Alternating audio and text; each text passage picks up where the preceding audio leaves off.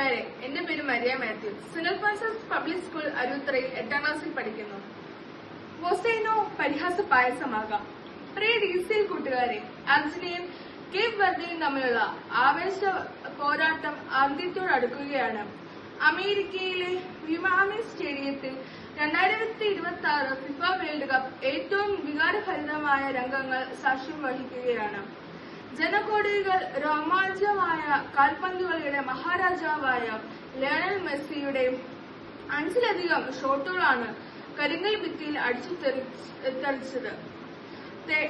തെറിച്ചപ്പോൾ goal മുഖത്തിന്റെ നാനാവശങ്ങളിലേക്ക് ചിതറി വീഴുന്നത്. അവസാനം അർജന്റീന കഷ്ടി കടന്നു കൂടുമ്പോൾ തന്റെ ഏറ്റവും കൂടുതൽ ഗോളുകൾ തട്ടിത്തെറിപ്പിച്ച ആ ഗോൾ കീപ്പറിന് സ്വന്തം ജേഴ്സി ഊരി നൽകി ലയണൽ മെസ്സി ആദരിക്കുകയാണ്. കുറ്റിത്താടിയും ചുളിഞ്ഞ മുഖവുമായി ഒരു മനുഷ്യൻ നിന്ന് കരയുകയാണ്. 5 ലക്ഷത്തിലധികം മാത്രം ജനങ്ങൾ തന്റെ കൊച്ചു രാജ്യത്തിൽ ആകാശത്ത് മുയർത്തി കളിക്കാരത്തിൽ ആ കാർന്നവരുടെ പേര് വൊസീമർ വൊസെ എവോറ ഡയസ് എന്നാണ്. എന്നാൽ അയാൾ ഇപ്പോൾ ലോകമെന്നും അറിയപ്പെടുന്നത് കുഞ്ഞുമുത്തശ്ശി എന്നർത്ഥം വരുന്ന വൊസൈനോ എന്ന ഓമന പേരിലാണ്. 1986 ജൂൺ 3 കേപ്പ് വെർദെ രാജ്യത്തിലെ സെവോ വിഞ്ചർ ദ്വീപിൽ അതിദരിദ്രനായി ജനിച്ച വൊസൈനോസാണിത്.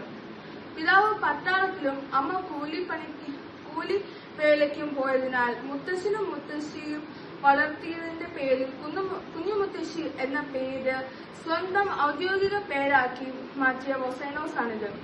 ഫുട്ബോൾ കളിയുടെ അടങ്ങാത്ത അഭിനിവേശം മൂലം കളിക്കാൻ കിടപ്പാടമാക്കിയെങ്കിലും ഉയരക്കുറവ് മൂലം പരിശീലകർ പരിഹസിച്ചു വിട്ട വൊസൈനോസാണിത്.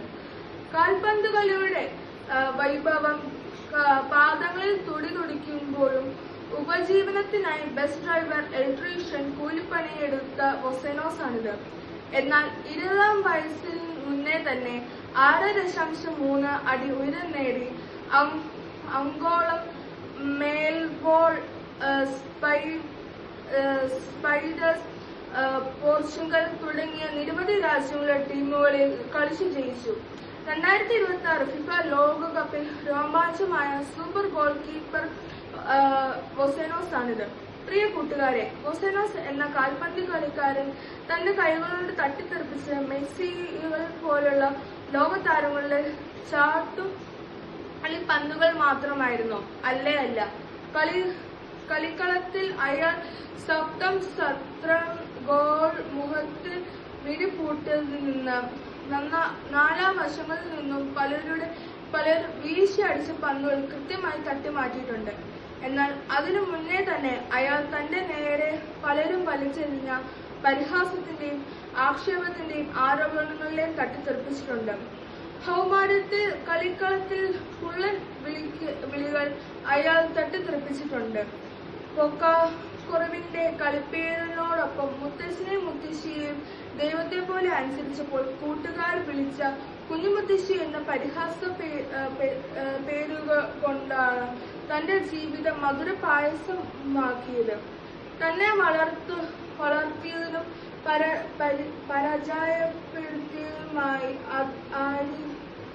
അരികിലുള്ളവർ വലിച്ചെറിഞ്ഞ ആക്ഷേപങ്ങൾ അയാൾ തന്റെ പ്രതിരോധത്തിന്റെ ആഹാരമാക്കി.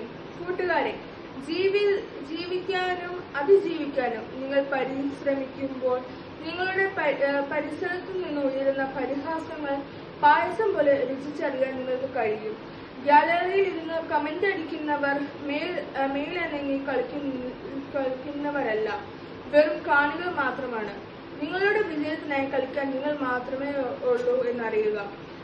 വിജയാശംസകളോടെ കുഞ്ഞേട്ടൻ.